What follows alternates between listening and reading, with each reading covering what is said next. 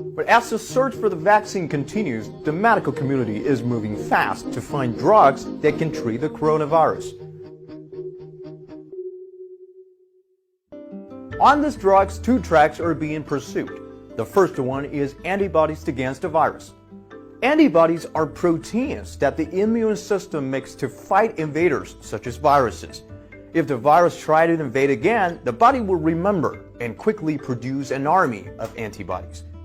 Actually, vaccines are designed in this way to trigger your immune response, but it is a longer-term solution.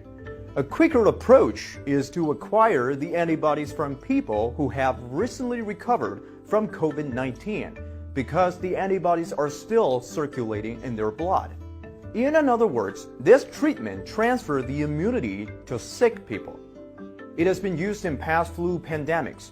In the latest edition of Chinese authorities' treatment guidelines, blood plasma from recovered patients has been included.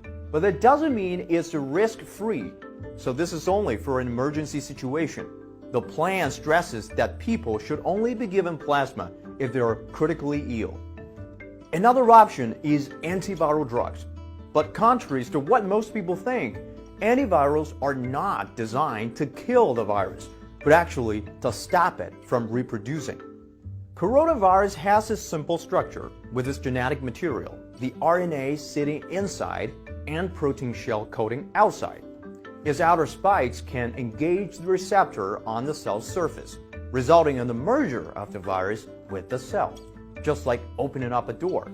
Then the virus can enter the cell wrapped in the vesicle, like taking a bus, and after it gets in, the bubble breaks and releases its RNA.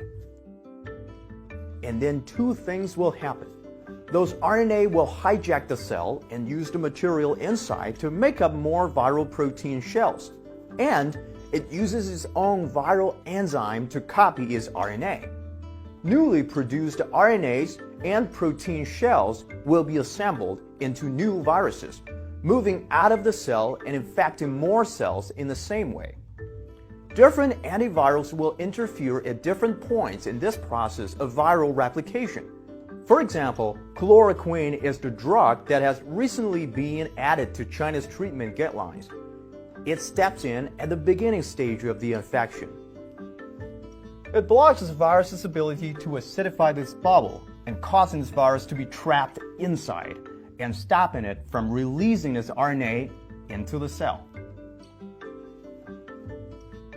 Another drug, remdesivir, which is still under clinical trial, works in a different way. Simply speaking, when the virus wants to replicate its RNA, it needs many genetic blocks as raw materials to line them up and make up a new chain. There are 4 types of building blocks, A, U, G, and C, and remdesivir will act as one of them. It looks like the real block A, but it's actually the fake one. It will squish itself into the entire copied RNA sequence and will replace the natural one,